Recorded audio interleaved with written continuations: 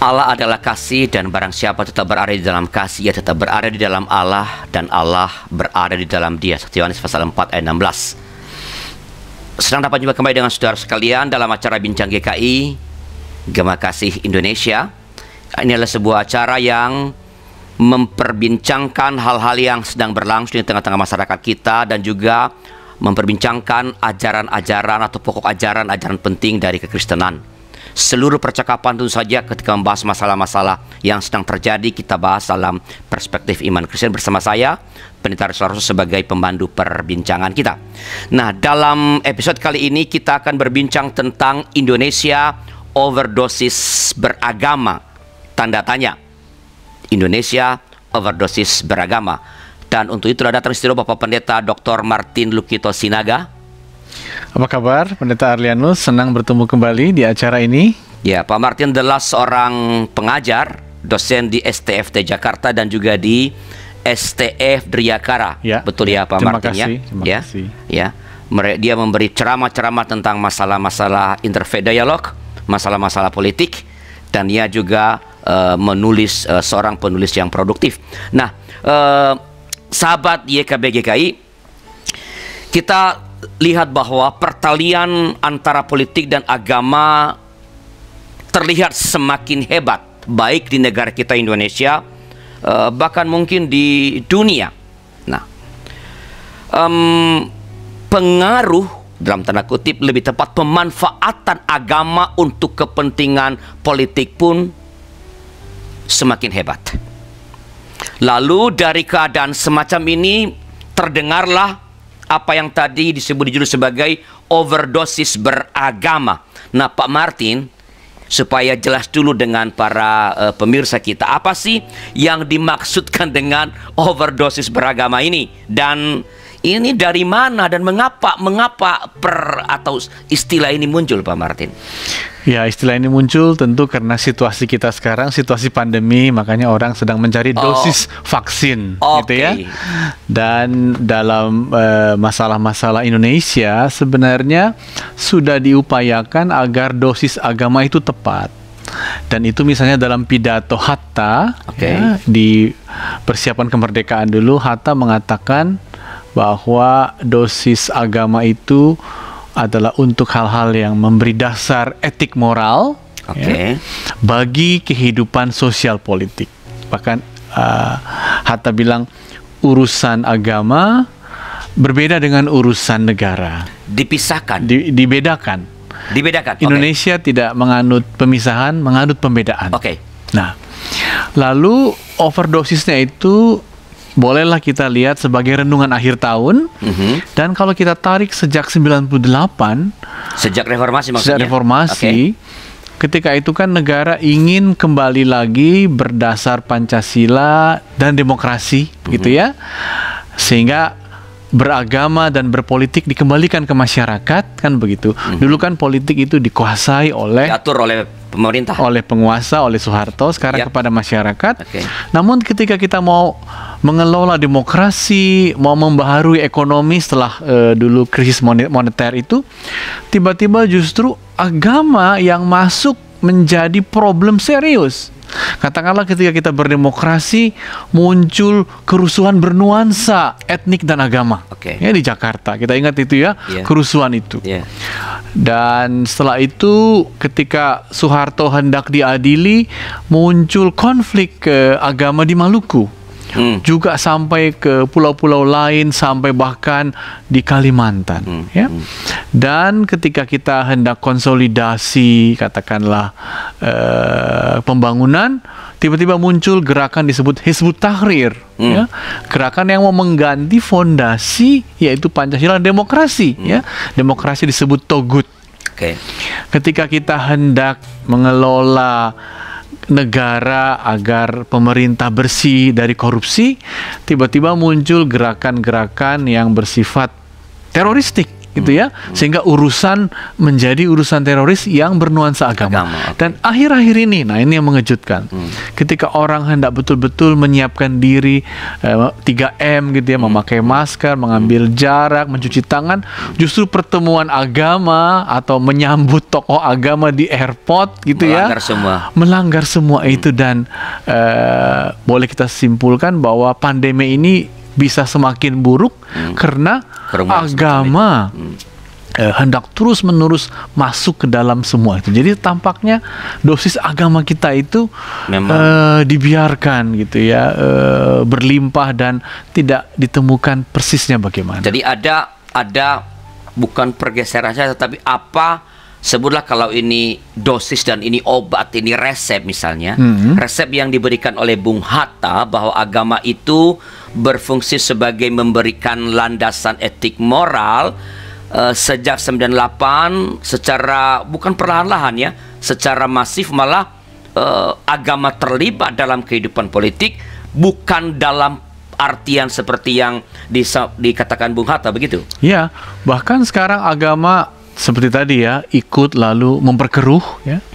Agama juga sekarang menjadi kekuatan yang bisa mengakibatkan politik itu tidak lagi persoalan mewakili rakyat, tapi mewakili sentimen gitu ya.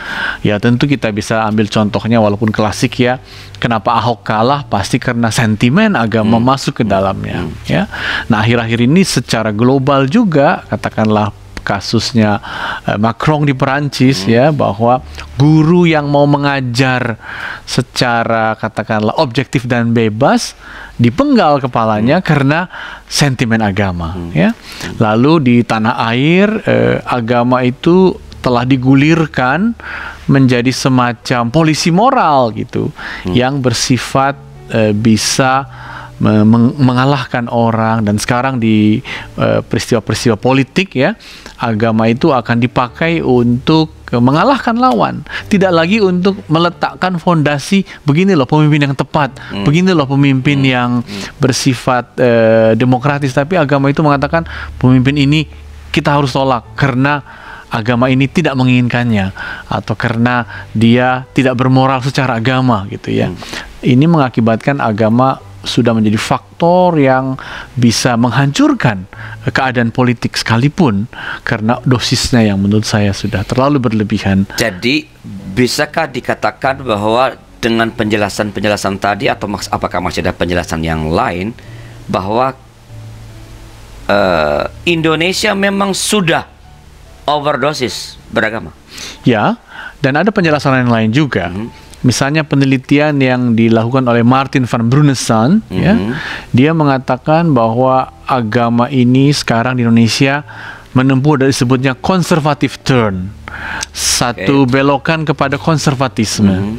Dulu agama itu sejak Gus Dur, Nurholis Majid, juga oleh Ulil Absar Abdallah ya, mereka bahkan menamai dirinya sebagai Islam progresif ya, bahkan muncul namanya jaringan Islam liberal. Sekarang orang hampir tidak berani lagi menamai dirinya sebagai liberal gitu ya, karena ada conservative turn. Seperti tadi trauma yang terjadi pada kekristenan, orang nggak berani mengatakan dirinya liberal juga terjadi juga di teman-teman kita seperti tadi disebut seperti Ulil. Betul, terjadi di Kristenan, tapi Kristenan bentuknya tidak politik, tapi bentuknya lebih bercorak karismatik gitu ya. Karismatik tentu melihat aspek kuasa roh secara jelas ya. Walaupun problem dengan gerakan karismatik menurut saya adalah dia melihat bahwa segala sesuatu bisa diselesaikan dengan kuasa roh gitu. Bahkan problem-problem kesehatan ya, problem-problem ekonomi, solusinya hanyalah kekuatan roh. Menurut saya itu pincang, sebab dalam kekristenan kuasa roh selalu juga kita imbangi dengan kuasa-kuasa kerja, ya, dengan kuasa-kuasa pemikiran, dengan bahkan dengan sering saya sebut bahwa Yesus yang menyembuhkan membuat gereja mendirikan rumah sakit yang terbaik, kan gitu ya. Jadi menurut saya terjadi dosis beragama yang semakin besar, baik di kalangan saudara-saudara kita yang Muslim dan juga di kalangan saudara-saudara kita yang Kristiani, gitulah. Tapi kan kalau tadi misalnya bicara soal kan agama dalam tanda kutip mengintervensi sesuatu di ruang publik, kehidupan masyarakat. Ya. Bukankah dalam pengamatan saya, Pak Martin koreksi kalau keliru, agama Kristen atau Buddhism atau Konghucu di Indonesia misalnya kan tidak memperlihatkan intervensinya dalam kehidupan bermasyarakat. Mereka memperlihatkan pengaruhnya, ya, tapi pengaruh itu dilakukan tanpa memperhitungkan kemajemukan, begitu. Jadi pengaruh agama Kristen kuat katakanlah di sejumlah kabupaten gitu ya, sehingga dia bersifat politik identitas juga, gitu kan? Dalam arti apa? Dalam arti yang bukan kami tidak boleh menduduki posisi politik ini.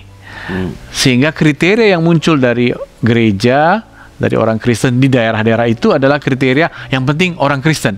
Tidak lagi dirumuskan yang penting dia bersih, yang penting jejak kerjanya baik, yang penting performa politiknya positif. Tidak lagi begitu. Nah, ini pengaruh yang tidak dikerjakan dengan kesadaran kemajemukan dan kesadaran demokrasi.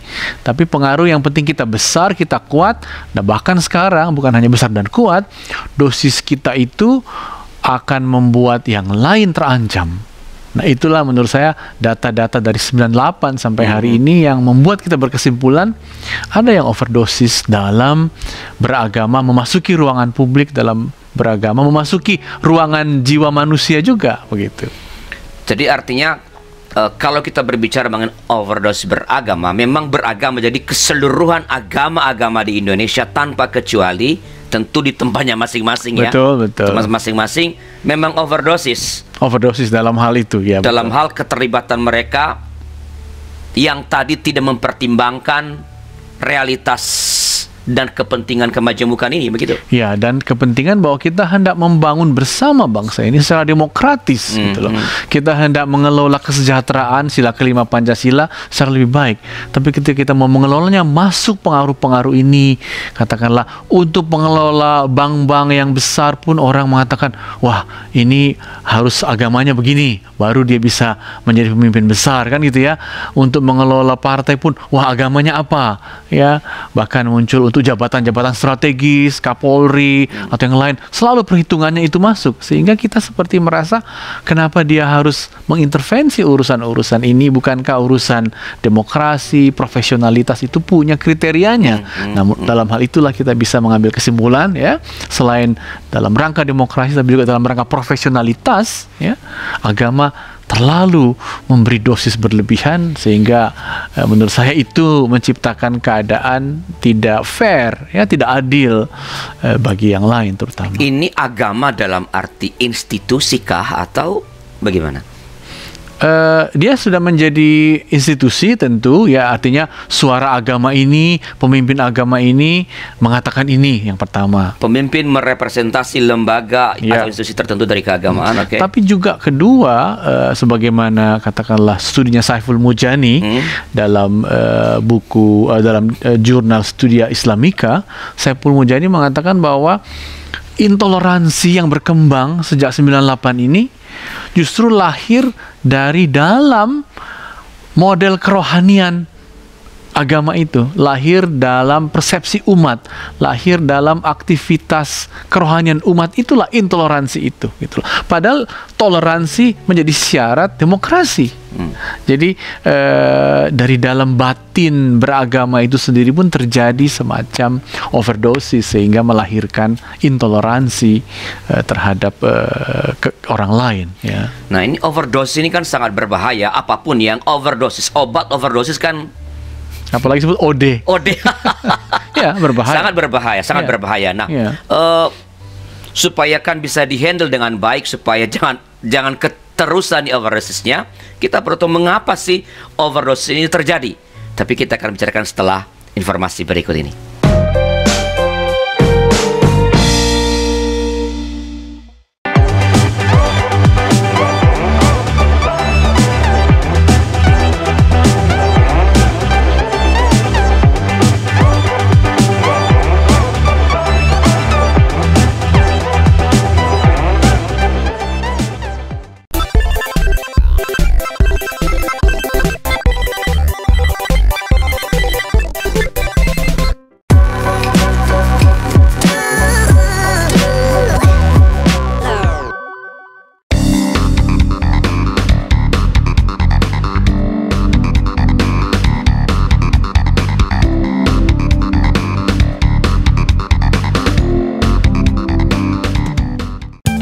Sahabat, mari dukung pelayanan dan pekabaran Injil melalui YKB dengan membagikan link acara ini kepada sebanyak mungkin orang. Dukungan juga dapat saudara lakukan dengan mentransfer dukungan finansial ke rekening BCA ke nomor 450 305 2990 450 305 2990 atas nama Yayasan Komunikasi Bersama.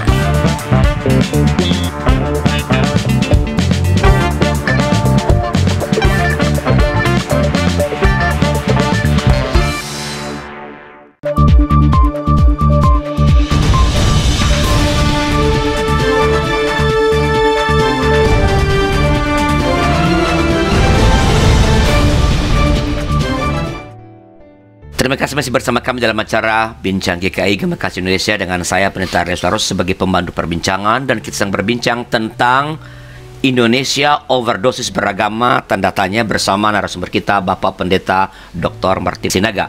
Pak Martin, tadi di akhir segmen yang pertama saya mengatakan bahwa betapa berbahayanya apapun yang overdosis, termasuk betul. Kalau kehidupan beragama overdosis pun berbahaya gitu. Nah, supaya kita bisa membicarakan nanti upaya pengobatannya begitu seperti itu, ini mungkin Pak Martin bisa menolong kita mengapa sampai terjadi overdosis beragama ini. Mungkin yang pertama di Indonesia ya, ada residu. Ada sisa-sisa dari masa lalu bahwa memang agama itu mengambil posisi total. Kita ingat dalam tradisi, katakanlah sebelum dunia modern masuk ke Indonesia, agama itu atau rajanya atau pemimpinnya itu mengklaim diri sebagai Raja Dewa. Ya, jadi dia adalah titisan dewa, dan titisan dewa itu membuat dia berkuasa. Jadi kekuasaan di katakanlah masa sebelum kolonial Indonesia, kekuasaan itu bersifat religius, tapi juga setengah dewa pemimpinnya. Dan hal itu sepertinya masih kita bayangkan ya, bahwa dari agama itu selalu akan datang hal-hal yang berkuasa namun bersifat baik, bersifat murni gitu ya, dan bersifat tulus. Bayangan itu masih ada. Yang kedua, menurut saya mengapa hal itu terjadi, karena ketika Republik Indonesia mengambil posisi modern, ya, tentu modernitasnya itu kan karena nasionalisme ya. Betul. Dan nasionalisme itu bertolak dari prinsip modern, dan prinsipnya adalah semua itu punya posisi yang setara ya, tidak ada lagi posisi-posisi yang seperti kaum Brahmana, tidak ada lagi gitu ya. Semua adalah rakyat dan pemimpin datang dari rakyat. Nah, namun ketika kita memasuki fase nasionalisme lalu fase pembangunan modern ini, ternyata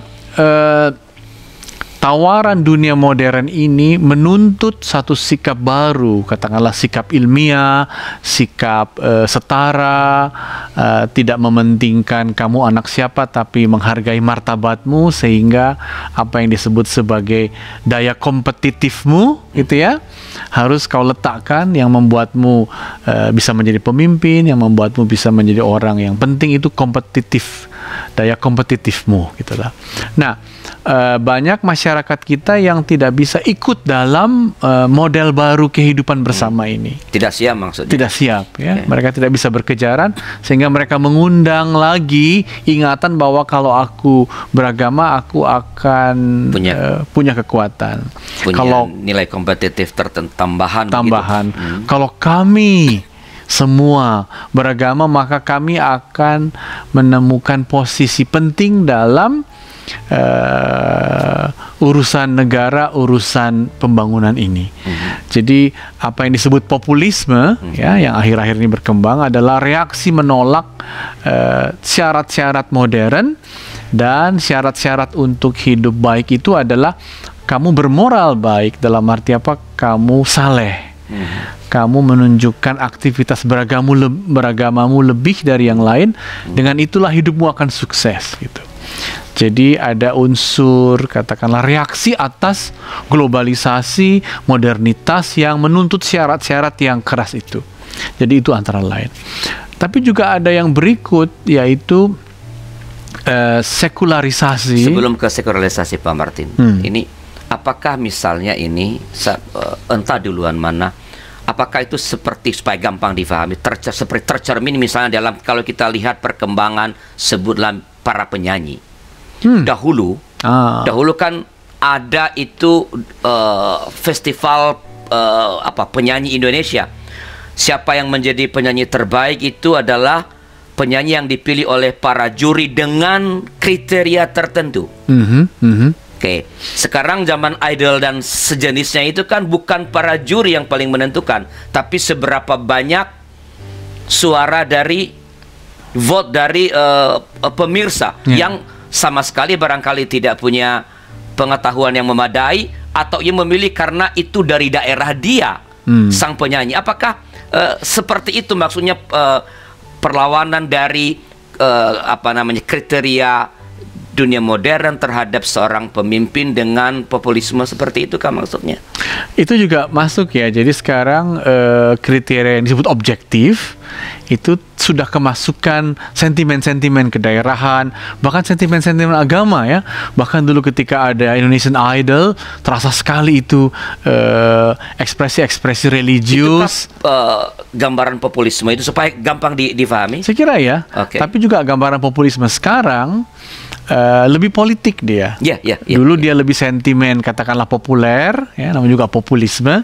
Sekarang populisme populer itu masuk ke pilihan-pilihan politik, dan itu karena memang yang selama ini massa yang sudah hidup religius ingin mendapat akses lebih, gitu, ya. Ketidakmampuan bersaing di dalam kualifikasi dunia modern ini melahirkan orang-orang yang mencari cara yang lain untuk membuat mereka juga punya nilai kompetitif. Ya, punya nilai kompetitif, punya daya tawar, ya. Daya tawar. Ya. Dengan melibatkan tadi umat dan sentimen agama itu. Ya, ya. Oke, tadi Pak Martin mengatakan selain itu soal sekularisme. Nah, jadi soal sekularisme juga dianggap menjadi solusi dulu, ya, pada tahun-tahun 60, bahkan orang mengatakan dunia akan menjadi sekuler.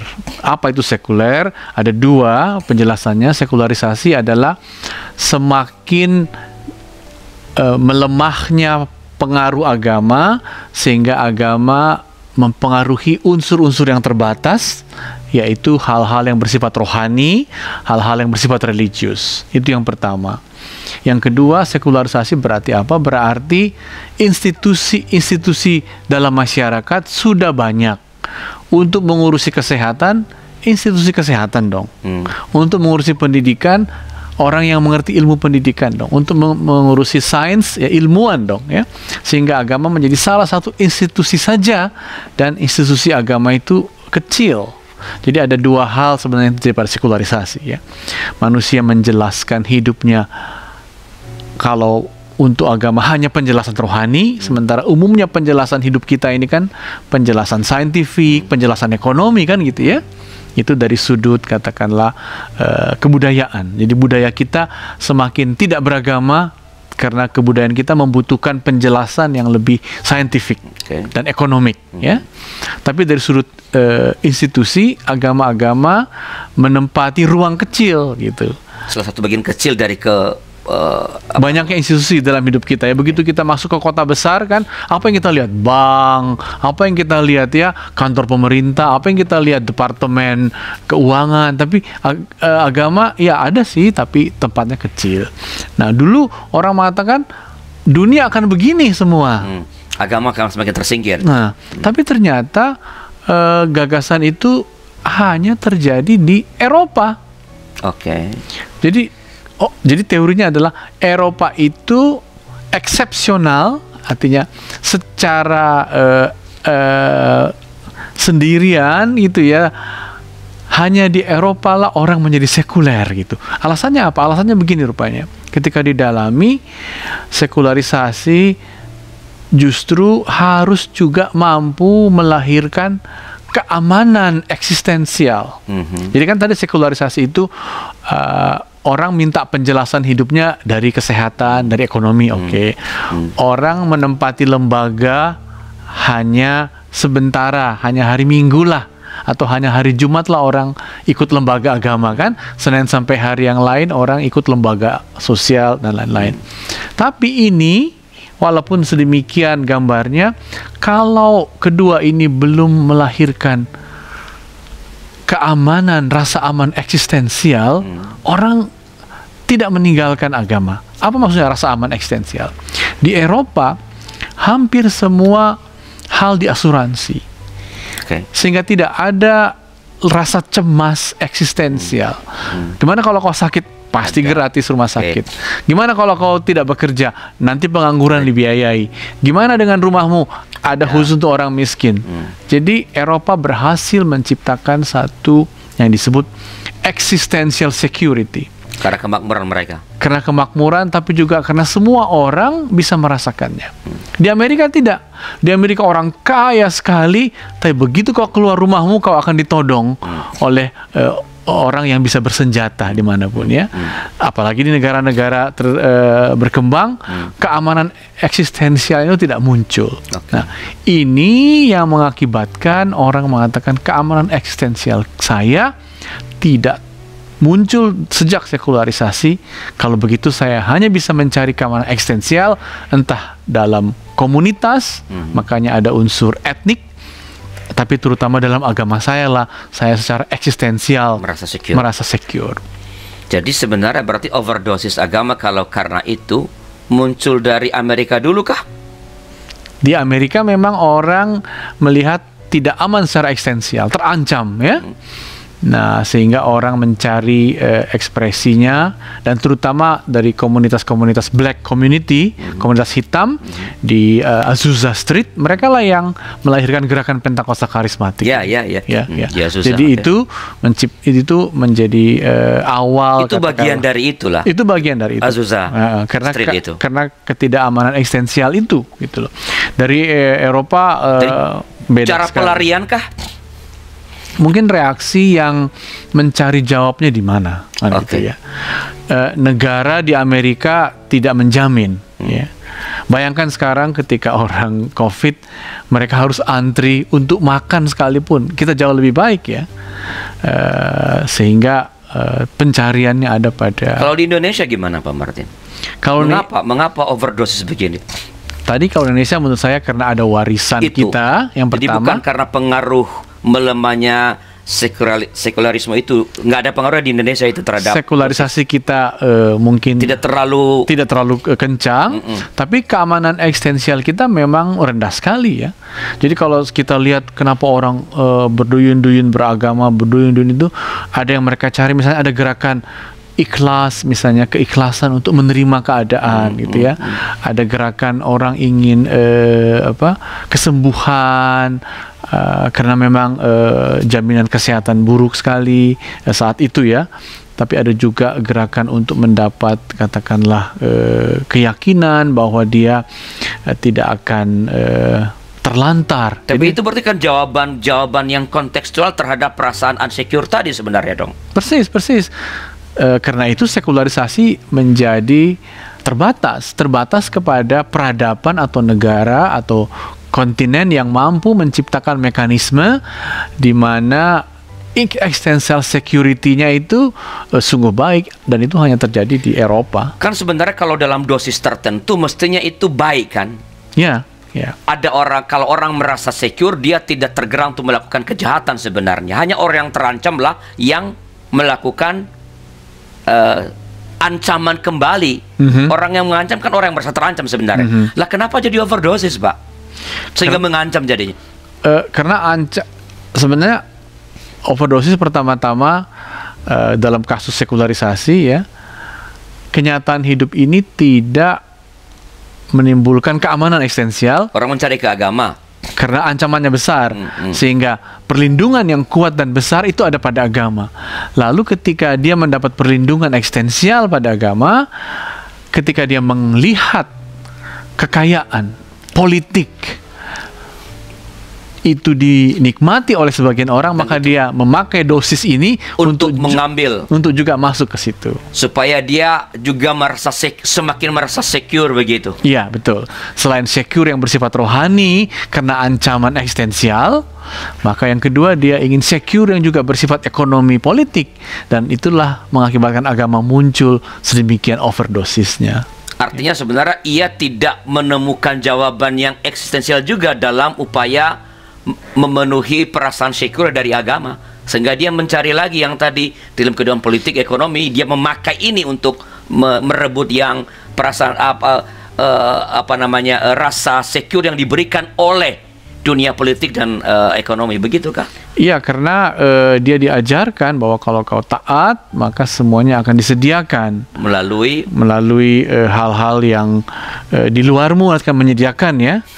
Nah, dia mengira ketersediaan ekonomi itu justru kalau agamanya semakin mampu mempengaruhi, mengendalikan. Padahal ekonomi tersedia kalau ada mekanisme rasional, kalau ada, kita tahu lah ilmu ekonomi syarat-syaratnya ya, kalau ada kecakapan ya, di situ. Baik, pemerintah sangat menarik ya, saya menarik sahabat DKB GKI TV. Kita akan lanjutkan percakapan ini dengan semakin menarik setelah informasi berikut ini.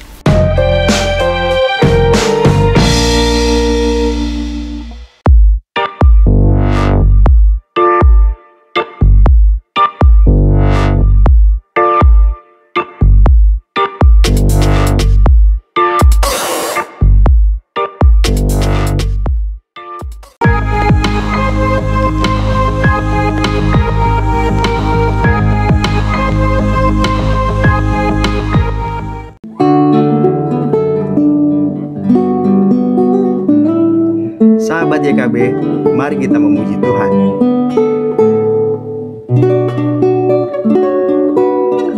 Saya Octavianus akan menemani Anda 2 kali dalam sebulan, setiap hari Kamis setelah program Pernikahan Bahagia.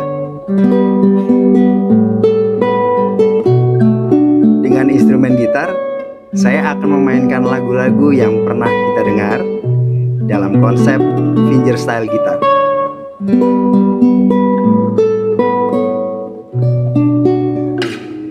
Jangan lewatkan program Sela setiap Kamis 2 kali dalam sebulan setelah program Pernikahan Bahagia.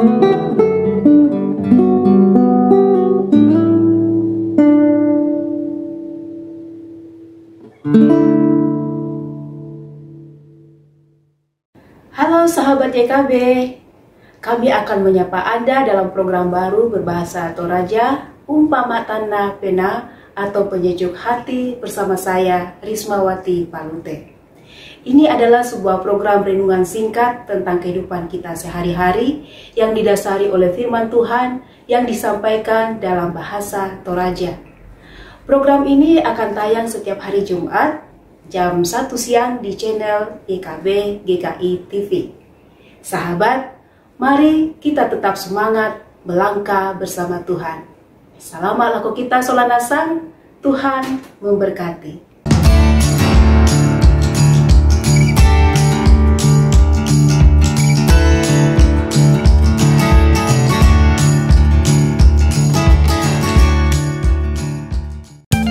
Sahabat, mari dukung pelayanan dan pekabaran Injil melalui YKB dengan membagikan link acara ini kepada sebanyak mungkin orang. Dukungan juga dapat saudara lakukan dengan mentransfer dukungan finansial ke rekening BCA ke nomor 450-305-2990 450-305-2990 atas nama Yayasan Komunikasi Bersama.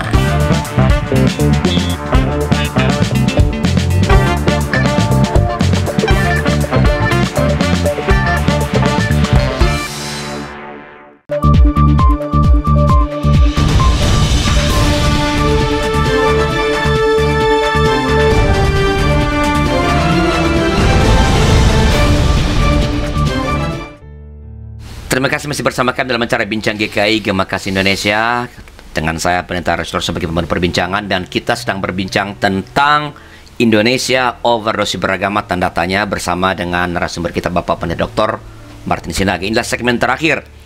Para sahabat DKB masih dapat memberikan komentar atau pertanyaan di chat room yang tersedia, dan tentu saja nanti Pak Pendeta Martin dengan senang hati akan merespons komentar atau pertanyaan yang Anda tuliskan di chat room. Pak Martin, ini segmen terakhir, Pak. Baik, ya. baik. Saya ingin bisa Pak Martin menjelaskan atau menegaskan lah misalnya sih, apa sih akibat dari overdosis ini di Indonesia? Akibatnya sejak 98 terasa ya, bahwa kita hendak berdemokrasi, dan dengan demokrasi kita bisa menjalankan keadilan sosial. Namun kita dicegat oleh konflik-konflik beragama. Kita ingin sehat dengan hidup di era pandemi ini, tapi kita dicegat dengan aktivitas agama yang mengabaikan seluruh itu semua.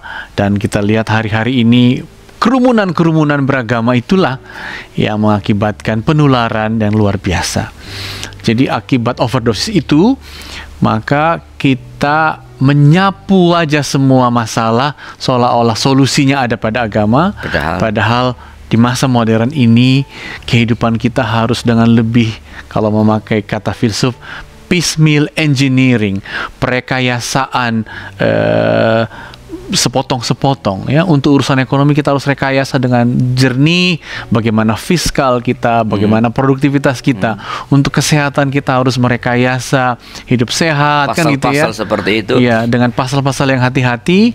Jangan seolah-olah agama merasa semua mereka akan selesaikan, seolah-olah agama punya panacea, obat segala obat. Dan kalau dia merasa begitu, dia sudah overdosis, dan akibatnya kita bisa lihat hari-hari ini ya. Nah, supaya kita tidak merasa serem amat nih, bagaimana mengatasi ini overdosis beragama ini? Kalau nggak kita, wow, ini serem, demokrasi terhambat, kesehatan terganggu karena overdosis agama, ekonomi bisa ambruk. Bagaimana mengatasinya overdosis ini, Pak Martin? Masih ada waktu, katakanlah kita overdosis atau overweight, maka cara mengatasinya ya diet. Oh gitu ya, diet apa nih? Jadi kita harus diet beragama. Dalam arti Maksudnya bagaimana agama itu secara menyehatkan, membantu kehidupan ini ya. Pasokannya kiranya jangan berlebihan ya, agar dengan pasokan yang baik, yang bermutu, maka tubuh yang sehat, bangsa yang kuat yang muncul. Sebenarnya kalau tadi saya mengutip Hatta, saya mengutip Soekarno sekarang. Ya. Nah, saya membaca pidatonya dalam 1 Juni tentang ketuhanan. Ya. Dia mengatakan begini, tetapi marilah kita semua bertuhan. Kan gitu ya. Katanya, hendaklah negara Indonesia ialah negara yang tiap-tiap orangnya dapat menyembah Tuhan dengan cara leluasa. Oke, tiap-tiap orang leluasa. Kalau yang Kristen katanya menurut petunjuk Isa Al-Masih ya. Kalau yang Muslim petunjuk Nabi Muhammad, dan yang Buddha menurut kitab-kitabnya. Itu leluasa, tapi masing-masing dengan petunjuk. Dan dia benar. Tapi yang kedua menarik sekali. Segenap rakyat hendaknya bertuhan secara berkebudayaan, yakni dengan tiada egoisme agama. Ya. Jadi Soekarno sudah mengatakan tidak mungkin bangsa ini tanpa Tuhan, tapi dengan leluasa lah. Artinya leluasa, dalami apa yang kau miliki, tapi ingat itu jangan secara egoistis. Perhitungkan orang lain, artinya jangan kau memutlakkan diri. Itulah salah satu proses diet beragama. Jadi beragama yang menemukan tempat agama itu secara leluasa tanpa egoisme, dan itu berarti kalau begitu agama itu menyumbang, seperti juga dikatakan TB Simatupang ya, juga dikatakan oleh gereja-gereja kita, menyumbang landasan etik moral bagi kehidupan bersama. Ya. Apakah dengan kalau tadi melihat pidato Bung Karno itu ya, ada katakan tiap-tiap ya, tiap-tiap orang bertuhan dengan leluasa. Dengan leluasa. Apakah kata tiap-tiap orang itu bisa kita maknai bahwa kehidupan beragama itu dianya adalah sekarang ini udah terlalu banyak hadir di ruang publik.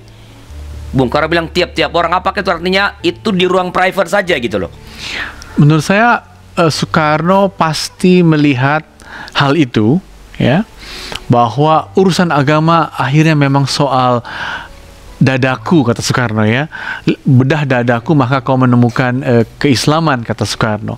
Jadi memang agama itu kiranya tetap mencerminkan satu pergumulan rohani, sesuatu yang privat, keyakinan.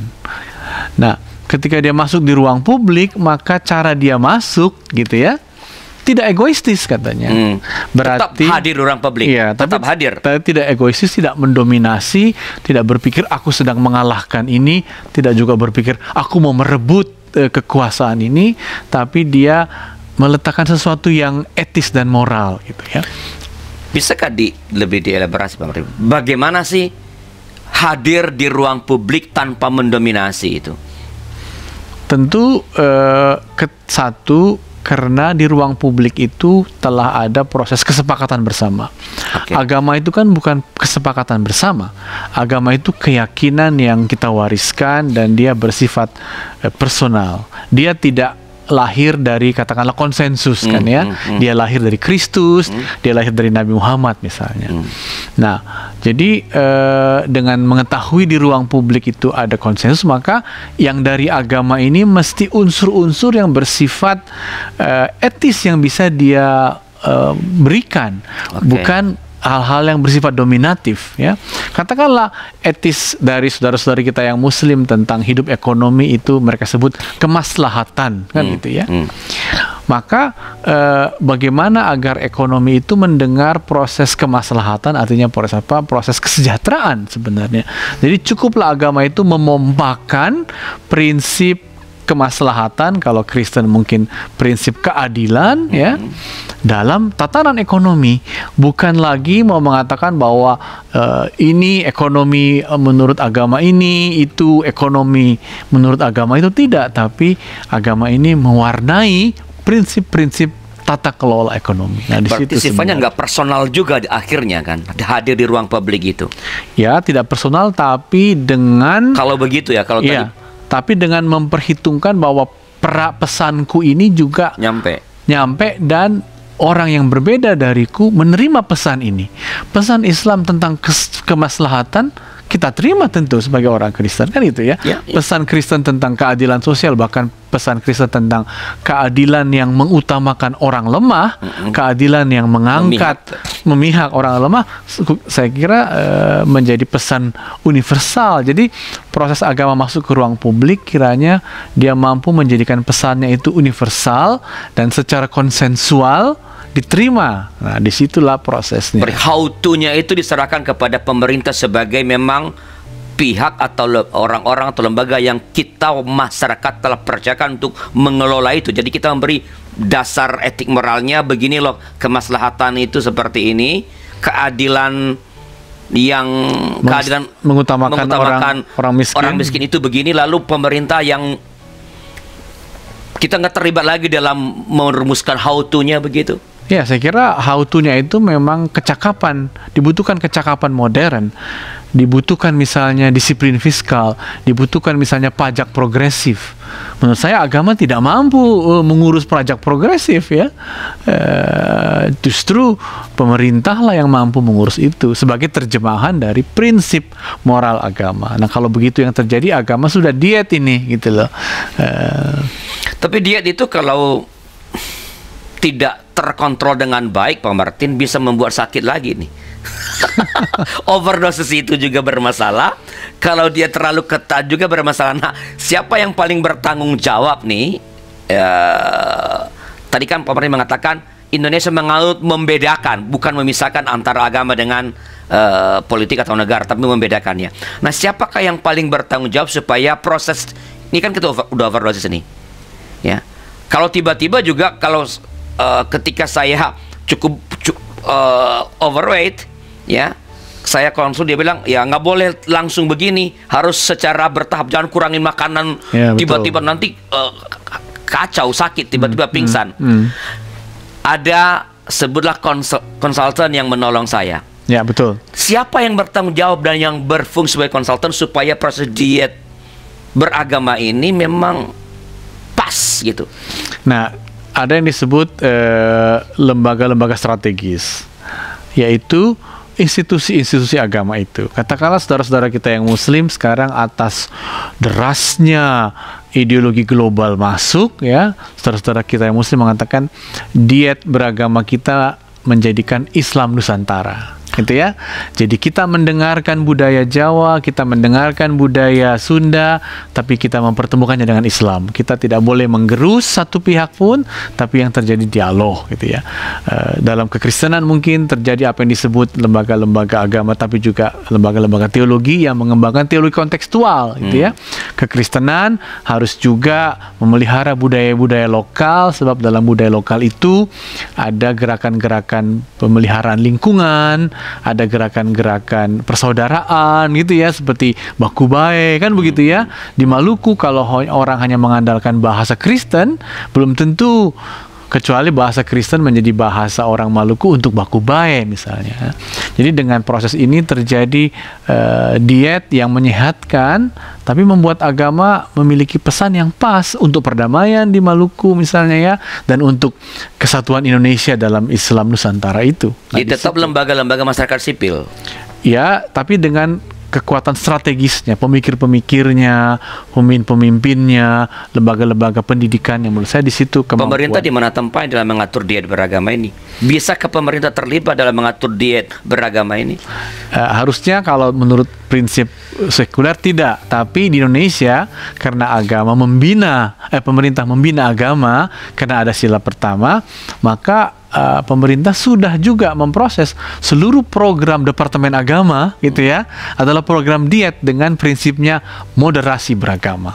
Jadi gerakan Depak itu gerakan moderasi beragama sekarang. Itu peran pemerintah untuk diet beragama. Dan kita umat beragama memberikan izin kepada pemerintah karena itu kesepakatan bersama, begitukah maksudnya? Ya, karena pasal 29 dan juga karena sila pertama, negara aktif juga membina agama agar diet menurut saya di situ. Baik, Pak Martin, terima kasih atas pencerahan yang diberikan. Saya percaya percakapan kita menjadi memberi inspirasi, menolong kita supaya kita bisa diet dengan lebih terstruktur ya. Jangan tiba-tiba juga sehingga kita pingsan. Sebelum saya mengakhiri, saya memberi kesempatan kepada Pak Martin untuk menyampaikan, sebutlah pesan pastoral, pesan pastoral berkaitan dengan pokok percakapan kita saat ini, baik overdose maupun dari proses diet yang beragama yang tepat. Silakan Pak Martin. Pesan pastoral itu kan pesan dari pendeta, dan pendeta Adrianus dan saya tampaknya dari sudut tubuh kami bisa berdiet juga ya. Kami tidak overweight. Sehingga memang beragama, saudara-saudara, jangan sampai overdosis. Dalam arti apa yang diberi Tuhan ke dalam agama, kiranya kita jadikan bermanfaat dan berfungsi dalam kehidupan bersama, gitu ya. Jangan agama menjadi kekuatan dominasi, jangan juga agama seolah-olah dan mentang-mentang bisa sendirian menyelesaikan masalah ekonomi, menyelesaikan masalah kesehatan. Makanya agama perlu diet. Apa artinya diet? Artinya pesan-pesan terpenting agama, katakanlah kalau dalam Muslim, kemaslahatan, pesan-pesan terpenting, keadilan sosial yang membela, mensubsidi orang miskin dari Kristen. Pesan-pesan ini yang kita bawa dan itu diterjemahkan oleh institusi modern, oleh negara, tapi pesannya datang dari agama. Dan dengan demikian agama cukup diet ketika agama itu hidup dan ketika agama itu berpesan dalam kehidupan. Jadi tetap sehat ya, sebagai orang beragama, sebagai orang Indonesia. Salam dari saya. Terima kasih Pak Martin. Terima kasih. Saya percaya apa yang telah kami perbincangkan di episode ini akan menolong kita untuk hadir sebagai orang beragama dan orang Indonesia seutuh-utuhnya. Ya. Tak berlebihan dan juga tak kekurangan.